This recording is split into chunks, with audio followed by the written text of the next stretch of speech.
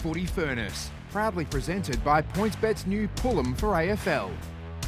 What's gambling really costing you?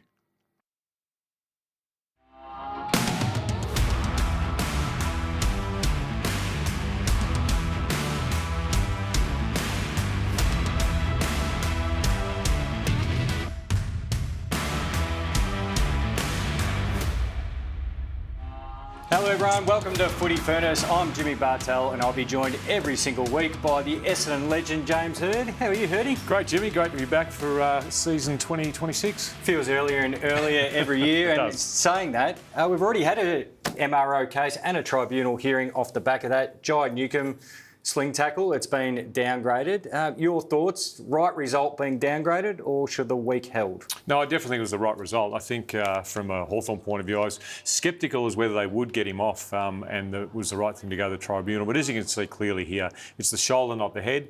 I think we're looking at throughout the year, it's the result of the action rather than the action that's going to be rewarded with a suspension or not. But to me, a right result. One of the best players in the competition gets to play. And Hawthorn, with their lack of midfield depth, I think it will be breathing a sigh of relief. Well, we're speaking about these practice games. Put your coaching hat back on. What are you looking to get out of them, or what are you trying to achieve? Because it feels like unless you get belted, it's just people going through the motions or trying to get some match time. Yeah, but I think it's more than that. The result doesn't really matter. I don't think whether you win or you lose matters. But I watched the Brisbane Gold Coast game with interest. I think that was one that, to me, looked like Brisbane got a lot more out of it and showed some weakness in Gold Coast. So you can show weakness in a team. You can try things. You're developing players. For Gold Coast, does Jamara fit? Does Petrarca fit in the team? So you definitely get things out of it. The result, to me, is not important. But whether you get what you want. And to be honest, you've been training for 3 months or 2 months. You just want to see your team play against another team and see how they go.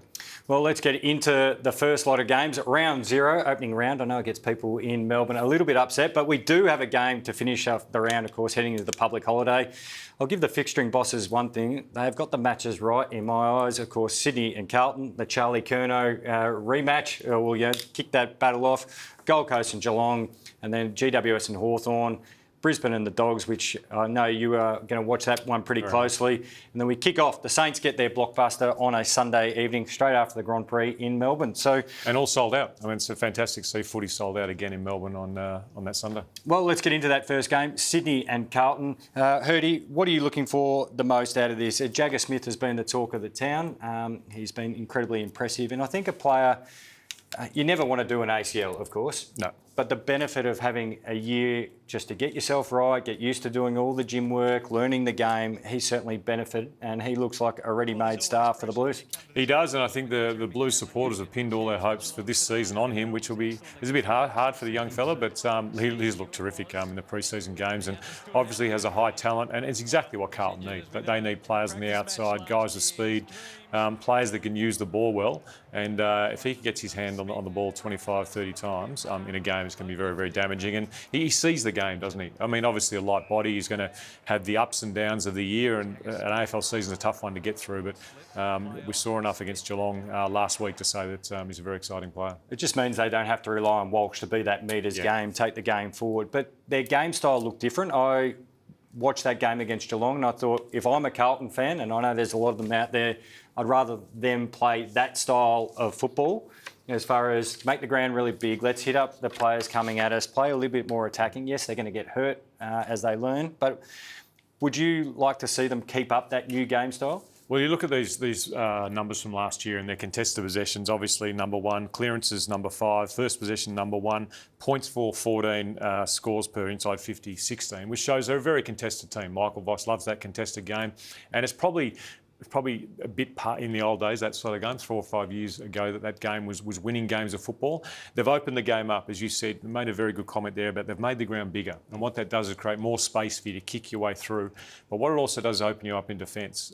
If I was Carlton and Vossi, I'd be very careful about how big I make the ground this week against the Sydney Swans. Because yes, you want to have a more expansive game, you want to use the ball better, but one of the teams in the competition that can cut you apart if you give them space is the the Sydney Swans. Heaney, Goulden, Warner, Mills and even Papley coming up a bit round the ball. There's speed and there's ball use, and if Carlton open this game up too much, I think it'll be a really tough day for them. And the frightening thing is they've got the former Carlton spearhead Charlie Curnow now up front as well, and they've adjusted pretty quickly to having Charlie Curnow in their forward line. This is actually what we saw from him when he was playing for the Blues. He just wheels and bangs it forward. Which to me is great. Like, it's great he's kicked the goal, but he's burnt, and this is the criticism at Carlton. And you and I have talked about this a lot last year, and we really want to see him succeed, and I think he's started really well. But that piece of play from the top of the square, he's burnt two teammates. There's players, he also should be giving it to sort of inside 50, because maybe 2 out of 5 go through. So in saying that, it was great. His teammates got around him. We saw, the double cobra that he loves to give. But if you're Dean Cox, how are you coaching? Because you want the best of him. We hear coaches always say, we take the good with the bad and all that. They've got warts on him. So then how do you coach him hard then? If he's kicking 100% of them, keep doing them. But he doesn't kick 100% of them. And there's an old saying in football, and I think it's come from the Geelong days when you were a player, there is use your numbers. When you've got numbers, you have to use them, because if you don't use them, the other team will have numbers elsewhere and behind the ball. And too often, last few years for Carlton, those kicks will be either marked on the line or miss and give the ball back to the opposition. So, hopefully he kicks them all, but if he's going to take that risk, they have to go through. A number of the names you mentioned who'll be kicking in the footy just didn't get out there for the Swans last year. And as they say, health is wealth. And these are the key players that miss for the Swans. And they're asking, will the Swans be the big riser this year? Will it be off the back of these guys being fit? As much as they say next man up, quality players are hard to replace, especially Errol Goulden with his ball use. Papley's the fire starter, as we know, for the Swans. And Callum Mills is a fascinating one for me, Hirdy. When you go back when he first started, it was he and Heaney. Yeah. And we're going, well, who's going to be better? And, of course, Isaac Heaney has skyrocketed to be a superstar, and Mills just can't get his body right. Is it worth sending him back to where it all started? I know they're really keen to play him as a midfielder, but is it worth just letting him establish his footy again across the half-back line? I think so. I think they've got enough depth around the midfield that they can actually put him across half-back, and his leadership really shines at half-back. And obviously, as the captain of the football club, having that shoulder injury, in pre-season, I think, or in the off-season 2 years ago, then the injuries he had last year, to have Goulden and Mills, Warner and Heaney running through the midfield and with Mills off half-back, it's going to be very hard for them to stop. I have the Swans winning, pulling away at the end. I think Carlton will be very competitive. It's always tight and competitive early in the season. I've got them winning by about 4 goals. Yourself? Yeah, I agree with you. I think the Swans will win the game, and I do think that Vossi, I know they want to make the ground bigger, has to pack this game up a little bit, because that Swans run through the midfield and attack with ball in hand is a very scary proposition. Well, let's hear from our third member of the team, Jules Valance, the Foxcatcher, about Thursday night's game. Thanks, Jimmy. Well, the opening round is upon us. Thursday night, Sydney versus Carlton at the SCG. And boy, aren't the jungle drums beating loudly for Sydney to bounce back after a poor season in 2025 to get back to 2024, obviously where they were top of the table for the home and away season. So you can see they're clear-cut favourites here against the Blues. It's a really interesting one, because I think everyone's pointing to the fact that they pick up Curnow, they get a healthy list, they look pretty good in the pre-season, and they finished off really well. But go back through those last 11 games, they ended up being 8-3. The teams they beat were West Coast, Essendon, North Melbourne, St Kilda, Richmond and Port Adelaide. If we're in EPL, most of those teams would be relegated. So let's get to the numbers here on what I want to work with. Average in 2025 for Sydney around 80 points, Carlton 78. The reason I'm talking about this, boys, is because total point line. This is where I want to really attack. So SCG in 2025 only averaged 155 per game. Back in 2024, but at the peak of their powers, it was only 176, which was quite high. Last 4 games between these two clubs, 140, 128 and 142, with the 182 mixed in there. But I want to be with the high percentage play here. And look, 172 and a half, you've got to get back to 2024 when Sydney obviously was the top team in the comp. For them to get back to those numbers, I'm going to be with the unders with the Thursday night game. Sydney, jury's still out for me. I need to see that they can do this, obviously with Dean Cox in charge. I want to see it before I believe it. I think it's going to be a bit tighter than we think. What's gambling really costing you? For free and confidential support, call the number on the screen or visit the website.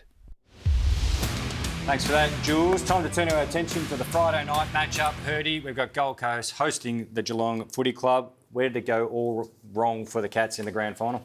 Yeah, I think the first half was a fantastic game of football between Geelong and Brisbane. I think it was 500 ground balls up until half time, which is a really contested, really great style of footy. There was a lot of pressure, and after half time, Brisbane's I think their skill and their ability with the ball just got under control. And that first give stuff that Brisbane just did every time after time after time in the finals and took in the grand final, got the ball over the back, enabled their forwards to really play off the Geelong players, Geelong defenders who like to give space and like to defend high up the ground. But you know, when this guy came on the ground at half time, he really changed the game. But it was a really good game up to half time. But the Brisbane pressure after half time won them the game. Yeah, that forward handball really cut up Geelong's defence. We know Geelong like to drop off and keep their spares back, but that forward handball where they often had a free got Geelong caught really short, and then they were able to pick their way through. A lot's been made of Chris Scott, taking a little bit of a break. So what do you think of that as a Geelong person? You know a lot about what's happening down at Geelong. Do you have an issue with it? Because I don't think anyone said they have an issue with it, but there's a lot of murmurings about in the media about should he, shouldn't he, and if they don't start well, I think he'll come under pressure. Wrongfully, I don't agree with it. Yeah, I think if they don't start well, it has nothing to do with Chris Scott taking a break. And spoke to Andrew Mackey during the week on radio, and he highlighted the fact how difficult it is to keep giving coaches development, to keep building out them to potentially be a senior coach, or the capability, because if you surround your coaching box with senior coach types, you make yourself even stronger. And he highlighted the names: James Rowley, James Kelly, and of course Nathan Buckley coming on board. They're very senior and experienced people. So if you hand the reins over, the players get a different voice, they get some responsibility, and they get the feel of what it's like being in the big chair. Now, it's not the same as being in the big chair, but it's only good for the Geelong Footy Club. Yeah, I obviously haven't coached as long as Chris Scott, but I found a lot of the pre-season time you were standing watching, and there was a lot of other people doing a lot of things. So I think it's ideal for a coach who's been in the system for as long as he has. I think 30 years he's been in the system as a player and a coach. You do need to freshen up at some time. And again, Geelong with some revolutionary thinking. Gold Coast were pretty proactive over the trade free agency period, and even through the draft, they've had a number of changes, of course, a number of outs there with players seeking greater opportunity, also some cap space, but which allowed them to bring in those names on our left. Of course, Christian Petrarca headlines that. Zeke Ewell and Dylan Patterson will be some stars for the future and probably play pretty early. But let's touch on Christian Petrarca. Some people say he might be a missing link. You and I don't feel quite that strongly about being the missing link, but he's a high-quality player. They'll find a way to give something different to that side. Definitely, he adds a lot. Particularly, I think centre forward. I think he's a power. He's sort of a power runner, a power midfielder who can kick goals, and that's really going to benefit them. And having talent around your midfield and depth of talent is important when you get to to play the better teams and the depth end of the season. The thing with Gold Coast that worries me, that I haven't been convinced totally yet, is when things are on their terms, when they're moving the ball well, when they're able to control the ball, when they're able to win enough of the contest, they look really good. But when they don't have the ball, and when a team puts pressure on them around the contest, I'm just not sure they're set up structurally, or their defensive pressure is good enough to keep them in games for long enough. And I think that showed against the Brisbane Lions, that community series game where they dominated the first quarter, kicked 5 goals to 3, but after quarter time, Brisbane had their way with them. Yeah, I don't think their back group is bad at all. Yeah. But the problem is when they do turn the footy over, and this is what you're touching on, that they actually leave their back line exposed because they're very proactive in attacking, and Collins is a super defender, but when you've got Rioli back there and guys who are willing to drive out, you've actually got to give them an opportunity to defend, not always turning around and chasing their direct opponent. And I'd encourage Gold Coast to find ways to get Mac Andrew off the last line. I was going to say, he should not be a last line defender. No. If he's going to be, he's got to change the way he plays, because too often he gives away a free kick or is beaten on that last line. Yeah, because he'll give away a free kick here and there, and that's what happens. He plays aggressive, he plays on his direct opponent, but it's better in giving the free kick up on 50 and further out, and then he can be that free-wheeling defender who can come over and intercept, or he can come across onto Collins' man and get the spoil on. So, casting forward, if they were to play the Bulldogs, for example, Collins is going to be tangled up with Sam Darcy. That's where you want Mac Andrew to come over and spoil and be the one to help out. But if he's on the last line, He's too far away from it. And then you're in those contests where the umpires are watching the one-on-one. Any jumper tug is a free kick. It results in a goal. So it's, for me, it's not necessarily the back six. Are their midfield and forwards defending the ground the way they should? And do they prioritise defence the way the really good, like the way the Brisbane midfield does when they need to? Yeah, I think it's understanding tempo of game. So once you've got ball in hand, you control the game. So a lot of moments in a game, once you get to the logos, so forward half, you can decide to go quick, but there might be moments where, hey, we don't have to go that quick. So it allows your defensive group to get set up, or midfielders who, I'm not actually in this play, so we can start setting up the field, which will protect them a little bit, but they can still put some really good attacking play on, but it just gives them a little cover from behind the footy. You and I are both pretty bullish on the Gold Coast Suns, especially at home. It's become a bit of a fortress for them. Yeah. Tipping the Suns? I am. We've picked them apart a bit there, but I think they'll beat the Cats this week. The Cats look a bit underdone and a few injuries, I think, going into the game. So the Gold Coast Suns. Yeah, I've got the Suns, but only by about 3 or 4 goals as well. Hey, there's some rule changes that came in over the off-season, of course, with the change of staff there at AFL House. Of course, Greg Swan has really got his hands on the game there. These are some of the rule changes for people. Most people are aware of them. Goal square starting position, probably the key one. Centre bounce, ball up contest. And then getting the ruck nomination is gone. The stand rule will be big. We almost need to ask Jules Valance how many 50-metre penalties in the opening round, round one, with players going, what do you mean? Yep. Because they'll be pretty strict and pretty hot on it. I still think the rules at the moment are a bit. They're not quite set in stone, are they? It feels like it's rules on the run a little bit. And even Greg Swan the other night on the TV was saying that there is going to be some adaptation. It's going to take some time for players to work it out. There will be frustration, no doubt, from coaches, players, and supporters in the first couple of weeks. But hopefully, particularly that centre ball contest, and even the ruck nomination, you still have to nominate. But if you don't get there, you just got to let it bounce. It's going to look a little silly. The stand rule is going to change the speed of the game and lead to less contests, I believe. Well, let's have a look at Brodie Grundy, because you touched on the ruck rule, and we've heard Max Gawn's comments regarding the danger for rucks with the PCL, and it was actually quite comical in the end watching Brodie Grundy, because he can't cross the line for people wondering why he's doing the old head fake, almost like the basketball pump fake there. We don't mind them adjusting those rules, and it feels like the ruck rule is always evolving. Like, it seems like there's a new rule for the ruck every single year. But we want to look after the big fellas, but we also don't want them just coming across the line and wrestling. Yeah, I mean, just want to see people jump. I mean, that's what you want to see people jump. No PCLs, jump and tap the ball. But the ruckmen are smart. Well, actually, did I say ruckmen are smart? I don't normally say it. But these ruckmen seem to be smart and seem to have it worked out. You tell them to their face that they're smart, and they're behind their back. We whisper about it. The Giants take on the Hawks. So what's left of the Giants, Hirdy, of course, they have a host of injuries, and they are the home team there, and they are starting as outside favourites there with Jules Valance and PointsBet, because who's going to line up for them? We'll go through their injury list now, but Tom Green headlines that, of course. They're ones that you can't plan for. An ACL during footy training. And quality players. They're pretty devastating. Quality players. And the key to that's a lot of mid-forward. Yep. Sam Taylor's a superstar, but the Giants have got a lot of players that could probably equal to covering Sam Taylor. But when you take out Green, Kelly, Jones comes up the midfield, Brent Daniels. I feel for Brent Daniels. I just think he's never really gets a run at when he does. He's a very, very influential player, but underrated player, but influential player. But that group of players would play in any team, would make any team, and some high quality there. And I just don't think they can beat the Hawks with that quality of player out. Finn Callaghan will come in, it says, but off little work, so you wonder how good he's going to be. Let's dig into Tom Green just a little bit more, because we'll touch on Clayton Oliver and the role he'll have to do to fill that hole of Tom Green. He went to another level last year, and it's the contested possessions, the big beast clearance. Probably needs to keep improving, pushing forward, because I think he's got great capability to hit the scoreboard. Absolutely. But that physical presence where a player who can win the footy, not only if the ruckman doesn't win the ball, but he can win it back from a dominant ruckman, leaves a big gaping hole, which Clayton Oliver, the Giants all of a sudden need the very best of Clayton Oliver, not as being the add-on or the bonus of having Green and Callaghan. They need the very best of Clayton Oliver. Do we think he can get back to that lofty standard? Like, even last year's people were criticised. They were good numbers, but he's had such a high bar for his career. I think he can. I think his ball winning ability will come back. I'd just like to see him be better with the ball. And I don't mean just be just use the ball better and care about the ball better. That's where I think he can take his game and really help the Giants, because when he does it, when he kicks the ball like that, he's a quality player. Just getting the ball and banging it out of stoppage, though, is not the way to go. But this is the Clayton Oliver of old, where his ball use is of a higher quality. He can do it.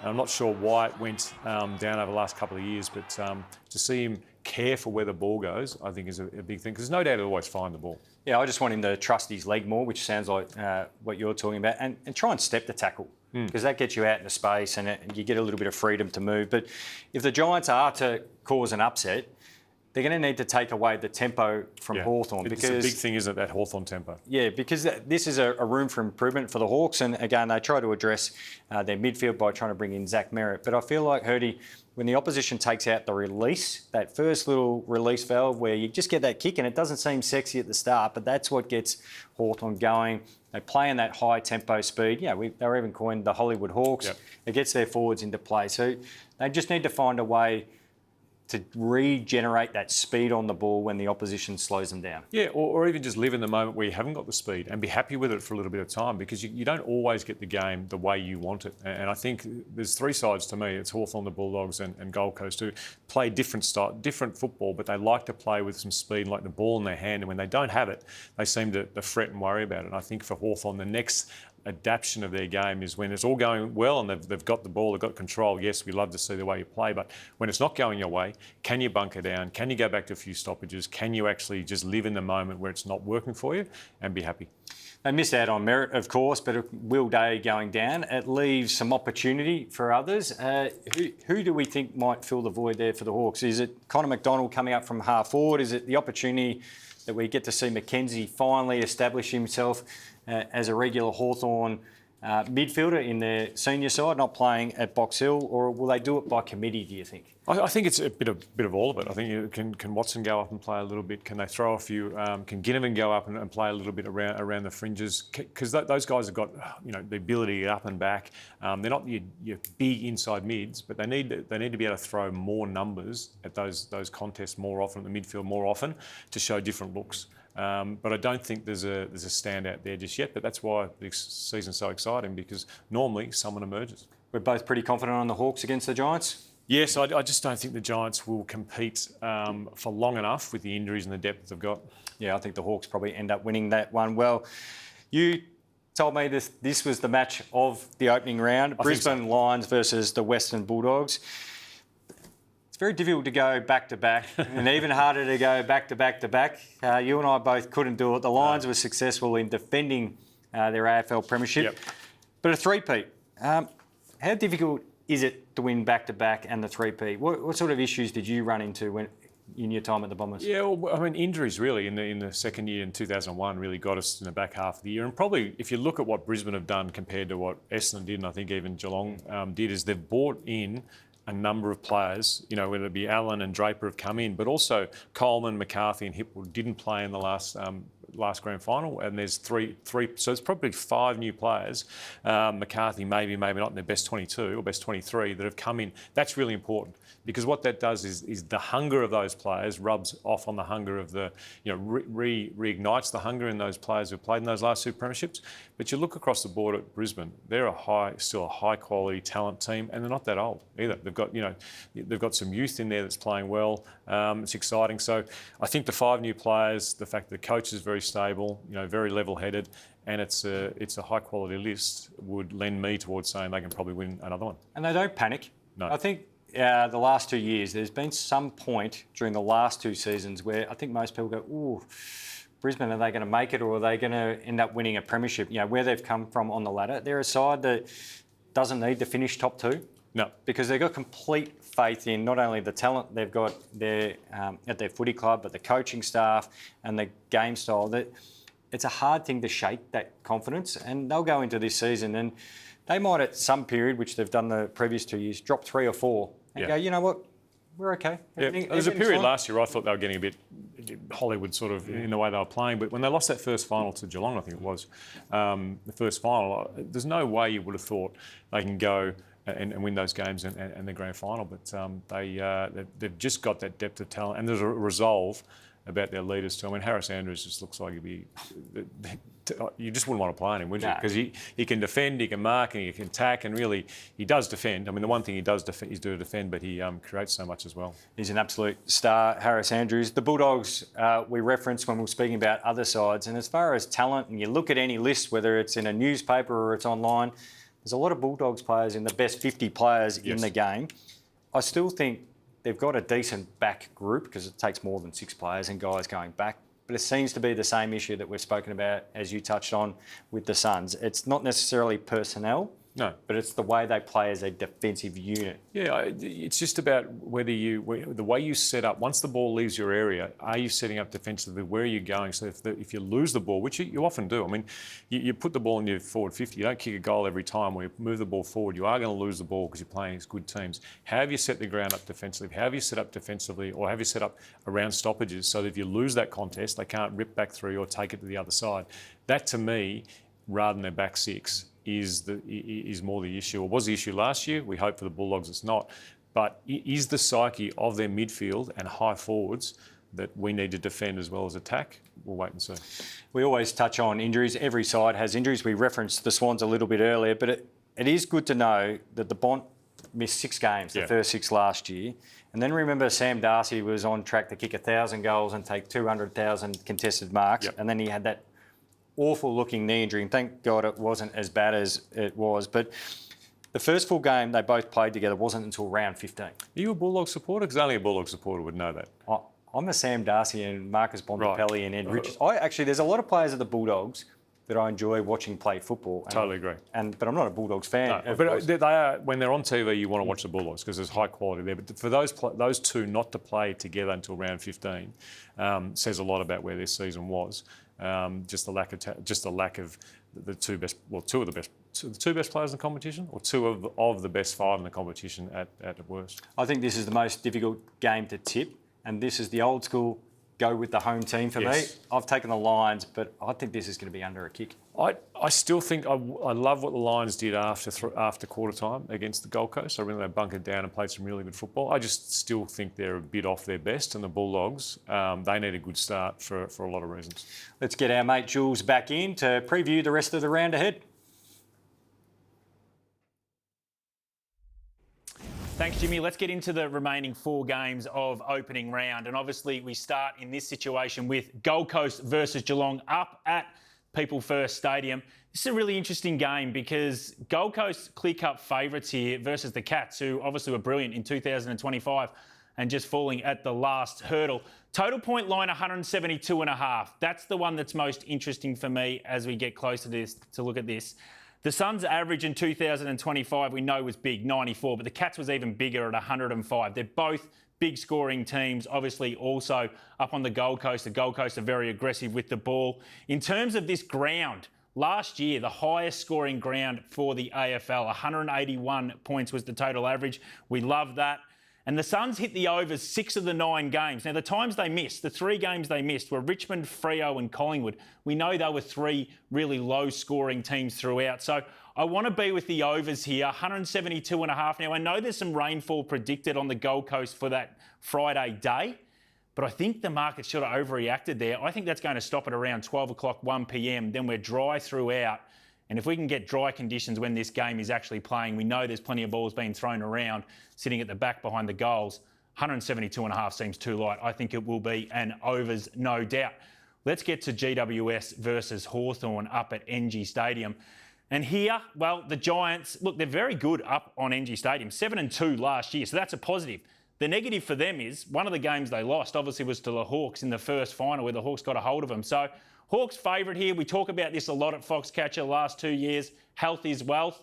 And clearly the Giants are probably going to be bringing in quite a depleted team to begin with. So the Hawks get their opportunity. I don't think there's really any edge or angle in terms of wanting to be with the team or the total point line. I'm just going to let that one slide. And then we get into Brisbane versus the Western Bulldogs up, obviously, at the Gabba. And this is one I want to be really involved in. Again, the total point line, you look at that and you go, gee, that's low, 165.5. There's a reason for that. 20 mils, I think, predicted on the Friday, and again, 20 mils predicted on the Saturday. So big weather watch for me is this game in terms of total point line. Let's just see what the weather does, because they're two high-scoring teams that I'd usually want to be way over on the overs on that, but the rain might really involve in that. As you can see, Brisbane high-scoring team, Dogs very big high-scoring team, 108, and then the recent matches, 218 at this ground last year, big numbers. Bit I want to play into is my same game multi, and the key factor here is, as you saw, first and second highest disposals teams in the comp last year. Dogs 376 average, Lions 372. They flick it around a lot. This is what I want to play with my same game multi. McCluggage 23 plus disposals, Zorko 22 plus, Berry 20 plus, Richards 23 plus. They played twice last year. 16 players hit 20 plus in one of the games and 12 plus hit them in the other game. Just got to be in this space. And if you're talking about same game multis, your best friend this year is going to be PointsBet, and this product's an absolute ripper. It's called Pull'em, and you just got to have it in your arsenal, because absolutely exclusive to PointsBet. If you've got a four multi and you play 4 different players, which I've done on this game here between Brisbane and the Bulldogs, well, at half time, you see one of these players just lacking a bit of sauce. Well, you know what we're going to do? You're going to pull them. You're going to get rid of them, and then you can just have the 3. You have those legs, like the pre-game price, and you're home and hose. So I think that's important to be involved in that. Get involved with Pull'em, obviously with your same game multis, because plenty do play in that. Last game of the round, it's Sunday night at 7:30, MCG. St Kilda versus Collingwood. What I want to do with this game, $1.90 each of 2, really tricky to predict. I feel like the mark is getting into a little bit of legacy here of Collingwood. Yes, they've been the team. St Kilda have always struggled a little bit. I think if I was to price this right now, I'd think probably St Kilda should be around $1.75 favourites at the moment, guys. But at the moment, we see $1.90 each of 2. St Kilda, don't play at the MCG too often. Only 4 times in the last 2 years. 2 times in 2024, 2 games in 2025. Don't know what to do with that game, but excited for opening round. See you soon. What's gambling really costing you? For free and confidential support, call the number on the screen or visit the website. Footy Furnace, presented by Hyundai. Get a deal you'll be proud of at Hyundai. And Brady Hotels and Apartments, Melbourne's CBD accommodation just minutes from Marvel Stadium and the MCG. Well, opening round now finishes with a blockbuster game in Melbourne, leading into the public holiday. Finish the Grand Prix, get yourself to the big house, and the Saints are taking on Collingwood. I reckon there'll be 90+ thousand for that game, Hirdy. Yeah, and what a game. And the Saints have had the biggest summer of anyone with their recruiting drive in October, signing Naz just before that, and the recruiting drive of bringing the players over. And Collingwood, rightly or wrongly, just feel a little bit old and a bit injured, don't they? And I know there's plenty of Collingwood supporters out there that don't want to hear that, but St Kilda is certainly the team of the pre-season, having beaten Gold Coast and then Essendon pretty easily. It's a bit hard to go past the Saints for me. First question people ask when another number 1 ruckman joins another number 1 ruckman in a team is, how can it work? We've got to look at it TDK, and only a glimpse, and Rowan Marshall in tandem. For me, Hirdy, I don't want the Saints to react, which they won't under Ross Lyon, but you need some time for this to work out. So as soon as we see these sort of combinations, we're very quick to put a line through it. I think the advantage these two have compared to previous ruck combinations is they're both incredibly athletic and they both can mark the footy well as a forward. So they can actually play the key forward role. Yep. I know they're not natural key forwards, but they actually play it better than most rucks. Yeah. I think it's not just about how they mark the ball forward either. It's the pressure you get from having another tall, a ruckman in the forward line, the lack of pressure you get. And I think that's where you come under pressure. The ball bounces out of your forward line. If they're not catching, kicking goals and the ball's bouncing out, that's where the criticism will come. What they do have, though, is they do have the fact that you've got 5 on the bench and you can spend some more time resting on the bench to make it work. But we always found we're playing 2 ruckmen. It worked when we caught the ball. If we didn't, it came to ground, it bounced out. You really were vulnerable. They did have a great summer, the Saints, as far as their recruits go, and another year with their young core, which I really like. Hirdy, you would have never tagged in your life because you had the ball. Plotters like myself had to go follow around some people who had the footy. Let's discuss tagging, because as soon as we see the likes of Nick Dacos and Naz, why don't we tag them? Yep. Are you going to tag these 2 gentlemen? Well, I saw the way that GWS I'm going to say, beat up Nick Dacos in round 0 last year, and it really worked. It was the one example of where tagging did work. I think you've got to play them, play normally with them, but if they start to get dominant and start to get forward and kick goals and start to run off, you have to play a harder tag. I think Collingwood do have a player in Harry Perriman. I know you think he's maybe a bit slow to do it, but I think that Perriman can probably go with Naz certain parts of the ground, and Windhager has done very well, has tagged Nick Dacos before. So I wouldn't be surprised if those two players at some stage match up on Naz and Dacos if they're getting off the chain. Just one quick point on tagging, and I love the discussion around it. Why don't we do it? But to have a player with the ability and capability to go play multiple roles and the football IQ. So what I'm saying is, let's just use Naz for example. So you've got to play with him in the midfield. So you have to be pretty explosive and have endurance. The ability to play on him last line of defence, or the ability to play as a defensive forward. If you've got that ability and capability, you're highly likely to be one of your better players anyway. Yeah. There's probably no one who can play on Naz in all those positions. No. So you probably, you can't just be dragged around the field. I agree with that. Someone with the speed and agility of Naz, someone with the kicking ability, and someone with the marking and footy nous is not going to be tagging. No, exactly right. Hey, Hirdy, you'd be the 4th youngest player at Collingwood this year. Very tongue-in-cheek. But the ageing narrative, I've never bought into it. If you're good enough and you're capable enough, you get played. Do you buy into the ageing narrative with the Pies? Not at this stage of the season. I think it's one of the reasons that you're hesitant to be really bullish on St Kilda in this game is if you're coming up against Pendlebury and Sidebottom, and you know you've got quality senior players who are professional, who'll come out and perform well on the weekend. As the season goes on, though, you just don't know what age does to bodies. I know a lot of guys by the middle of the year get to a certain age and they just can't compete. Tricky is not to be athletic because you can't do a soft tissue injury if you're not athletic like I was. They're going to have some experienced players out, no Darcy Moore and Howe for this match, but puts a lot more pressure, or actually I think a responsibility which will help him, being Dan Houston, giving him added responsibility, getting ball in hand, getting him involved. It could actually benefit him being a senior player for opening round. I know Howe and Moore are due to come back in the coming weeks, but just get him away, get the ball in his hand, get him feeling like he was the player like at Port Adelaide. I think the role he plays, I think Josh Dacos was playing the role that he was playing at Port Adelaide last year, that role where you're the highest defender, you're actually attached to the midfield, you're more a midfielder than a defender. He was playing that role at Port Adelaide, getting a lot of the ball and being very dangerous. If Josh Dacos is playing that role, he has to then defend and is one further back. So if you want to get the best out of Dan Houston, I think you need to play him as that defender at his highest and almost spare around the contest or around the stoppage so that he can get more of the ball in hand and doesn't have to defend as much as attack. Who do you like in this game? I'm going to go the Saints. I think they've just had a terrific summer. I think all the momentum's with them, but I wouldn't be surprised if, half through the third quarter it's really tight and Collingwood are very close. Yeah, I think the Saints, I think it's going to be a close game. I want to see Henry back fit and well because he's a player who can break the lines. We've sort of forgotten about him as well. Brad Hill, I want Western Australian version Brad Hill that we saw in the State of Origin because that is him at his best, and we've mentioned all those young players. So we're both going the Saints. Hirdy? Yes. Got a new segment. What's the new segment? Well, That's clever! Brilliant! Unbelievable, actually. how good's that? I've even got a stinger for it as well. And the Brady Hotels, Pretty which I know professional, is yeah. a favourite of yours. It's time to look at the player. I'm looking at players who have offered their team the best value this week. So what I'm going to do throughout the year, it's not just the player who had 30 or kicked 6 or 7 goals. Call it the coach's favourite. So you've come in and gone, you know what? The old Coaches Award. Yeah, it is a bit like the coach's award. The little hitch in this is once I fill this position throughout the year, I've got to find someone else. So once I've filled my half-back line of players... So if you pick a forward pocket, you can only pick 2 forward pockets, you can't pick another one. Well, I'll give you an example. Bailey Williams, again, another Bulldog. You might be right. I might be turning into a Bulldogs fan here.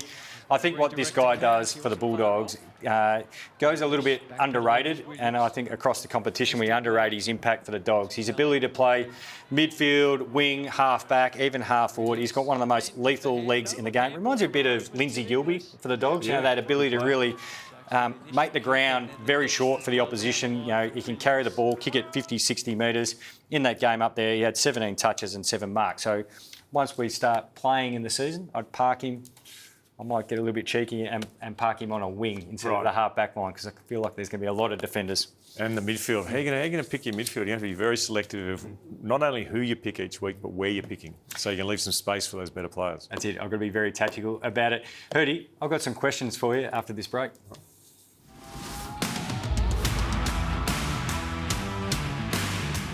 If you're heading to the footy or just exploring Melbourne, stay at Brady Hotels and Apartments. Offering great value across 4 CBD locations, all within walking distance of the MCG and Marvel Stadium. Flinders Street and Hardware Lane feature spacious apartment-style stays, while Central Melbourne and Jones Lane put you right in the heart of the action. Families and friends can enjoy Melbourne their way. Some head to the footy while others explore the city's best dining, shopping and attractions, all while getting excellent value for their stay. Brady Hotels and Apartments, the smart, value-packed base for game day and city adventures. Well, it's question time, not like in Parliament. We're actually going to answer the questions here, Hirdy. And for our listeners, we want you to send in questions throughout the year. Hirdy and I won't see them until we're sitting right here at the desk. So we're going to just answer them straight off the top. No problem. But I thought this week, because it's our first week, we don't have any, that I'd ask you one. And it's not going to be a yes or no one. It's going to be a difficult question. So people listening, I haven't heard this question yet. No, it's going to be difficult. And I think it's one I've asked you. No, it's not one I've asked you before. But who was the better coach, Mark Thompson or Chris Scott?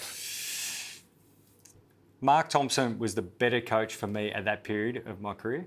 Right. And Chris Scott was the better coach for me at that period. No, that's not an answer. No, I'm not accepting that answer. That's not an answer. That is sitting on the fence. Who was a better coach? I might wind back my intro. We will answer this like a politician. Exactly. No, because Mark Thompson, as you know, was incredible at teaching what... I listen to young players now and they talk about A1 and D1. And Mark Thompson was pretty much...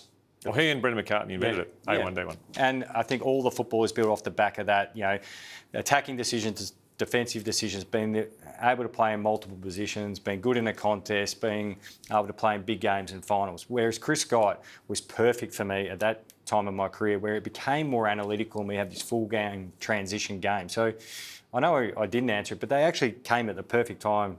So would you say one built you as a player and then one finished you off? Yeah, I think that's a better way of putting it. I've got one for you. Should coaches who have had multiple years of instilling their philosophy, which helped them win the job, should they be allowed to sell another philosophy and be given another extended period of time to see that through? So what I'm saying is... Give me an example. So they've been coaching 3 to 4 years, maybe a finals, but not much success. Well, how we define success.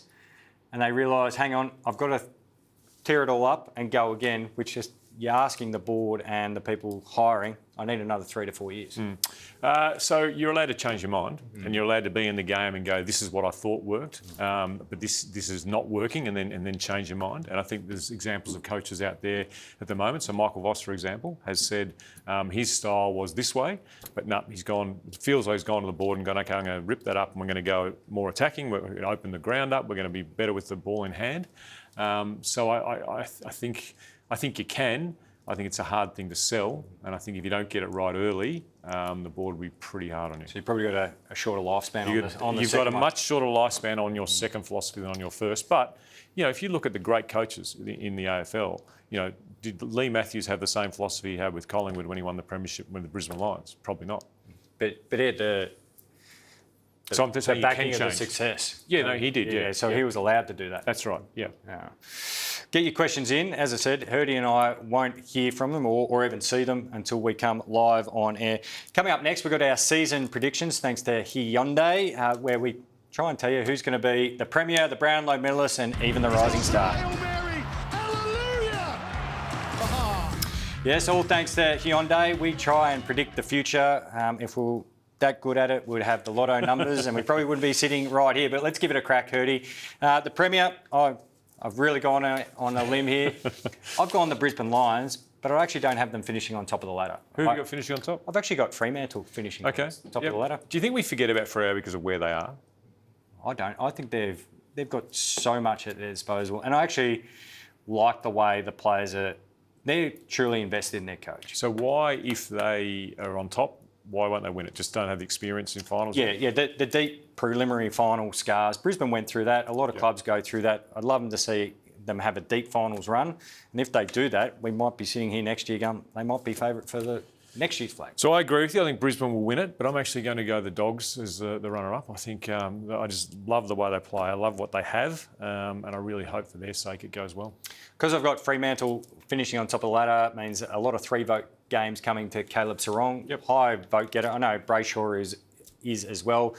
But I just love the way that this guy plays his footy. He's a big clearance player. He's a ball user. He likes to kick just as much as handball, which I think does catch the umpire's attention. I've got Caleb Sarong winning the Brownlow. No, it's good. I can't disagree too much, but I'm going to go out on a limb again and say that Marcus Bontempelli will win it. I think he's been very close. He'll get a lot of votes. They're going to have a fantastic year, the Dogs, and he will be driving the ball deep into Sam Darcy's hands. And as long as Darcy doesn't take votes away from him, I think he'll win it.